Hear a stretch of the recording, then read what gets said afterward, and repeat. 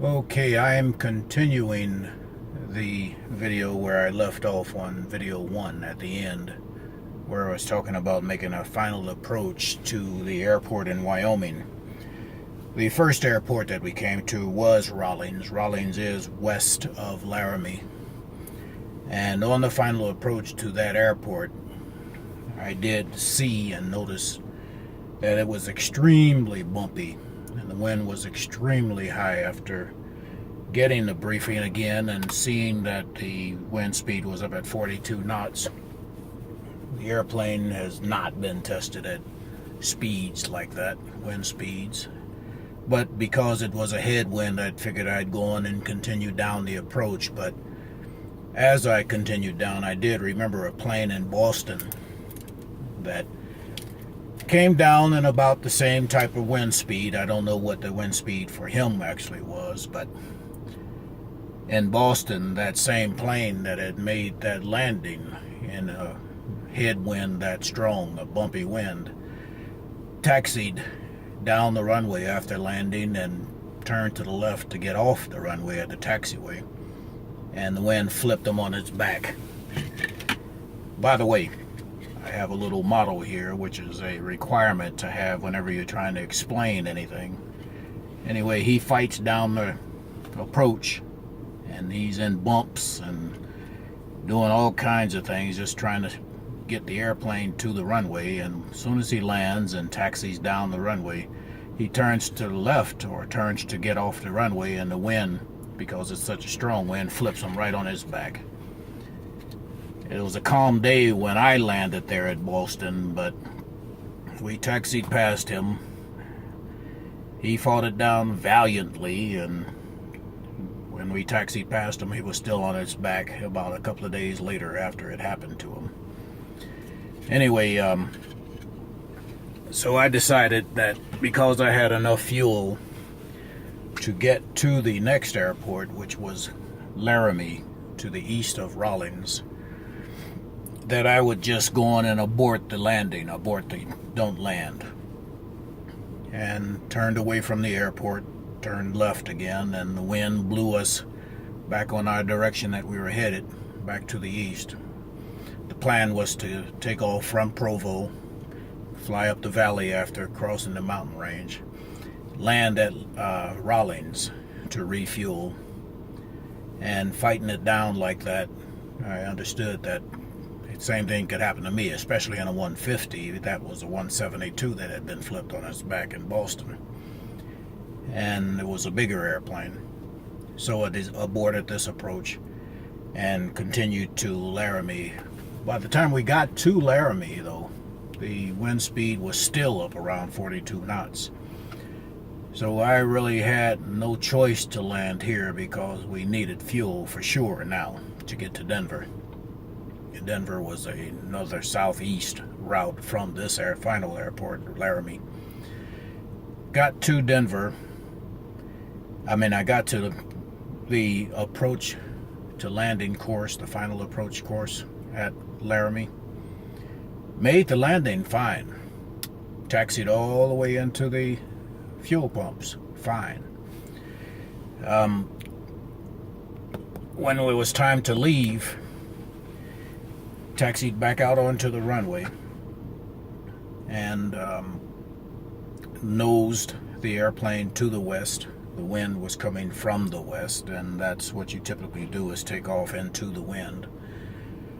And because it was blowing so hard, even though I was full of fuel now, I decided to make it an intersection takeoff. A 150 didn't need thousands of feet of runway to take off, especially with a headwind that would probably make you hover.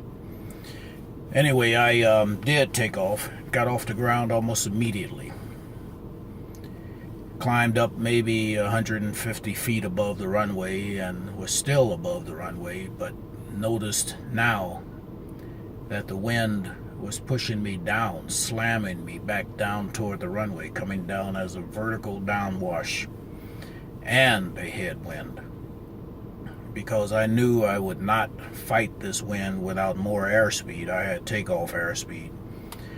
And the airplane was going to end up in the weeds or end up in somebody's house if I didn't nose back down immediately and gain some more speed. I had full power, nose straight back down toward the runway as steeply as I could, and pulled up at the last second before touching the end of the runway. Now all of the runway is behind me and the person next to me. And I'm down at the ground now, fighting to stay in the air, and I'm flying toward the west. The airplane is being pushed around, bumped up and down and sideways, and I'm looking for a clear spot because I'm not sure if this plane is going to stay in the air. I'm looking for a place that does not have buildings or structures or people or anything else in it, and I'm trying to point the airplane at whatever I can land at. Hadn't actually made up my mind that I was going to head for that spot, a particular spot, but I kept trying to keep the airplane flying in the air. And once I realized that it was going to stay in the air, I decided that maybe I should just go on and turn back and land again. Turn it back to the downwind leg, which is parallel to the runway. I'd be heading east again if I did that. But because I was full of fuel, I decided that heck, I'd go on and fly to Denver from here. And I looked to the left of me while I'm in the air, trying to keep the plane in the air, and it seems like it's going to stay in the air even though the wind is rushing down on me like I'm flying under a waterfall. I see their telephone wires directly to the left of me. I'm very low in altitude, and I nursed the airplane up above those wires. And then I begin the left turn, and the wind just blows us away, and we head to Denver. By now, as the airport goes past my wing and we are on the way to Denver, I realize that if I had turned back to the airport to land, my legs would not have done one bit of good on the rudder. They were shaking so bad, shaking uncontrollably. Anyway, we made it back to Denver with no other mishaps or anything else. I started this diatribe to let you know, just like the article in Flying Magazine called I Learned About Flying from that this is a good thing to do. All of my students, I think, I would like to make sure that none of them get killed, and it would really be a good idea to take advantage of somebody else's experience rather than going out to have to experience the same thing yourself. I looked back on that incident, and I have a few others I want to go into concerning the same kind of stuff. But I look back on that incident many times, and I do remember off in the far, far distance, and this location at Laramie is where I landed, and the wind almost slammed us down, stalled us, and crashed us. But after I landed, or as I was taking off, let me put it that way, in Laramie, with the nose of the airplane pointed almost directly west on the takeoff runway, the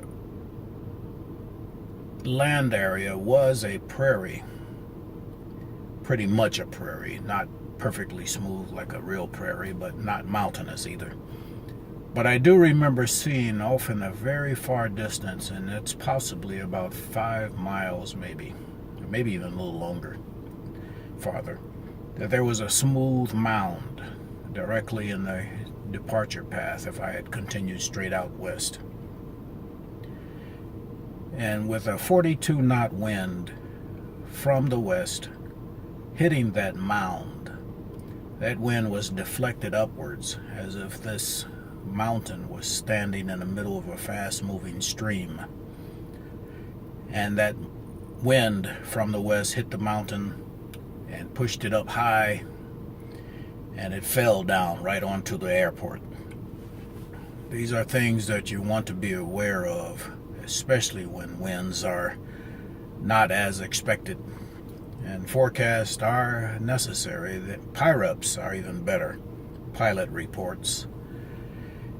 If you do receive a forecast that is into weather that is questionable or marginal, IMC is a bad thing to fly into. Instrument meteorological conditions.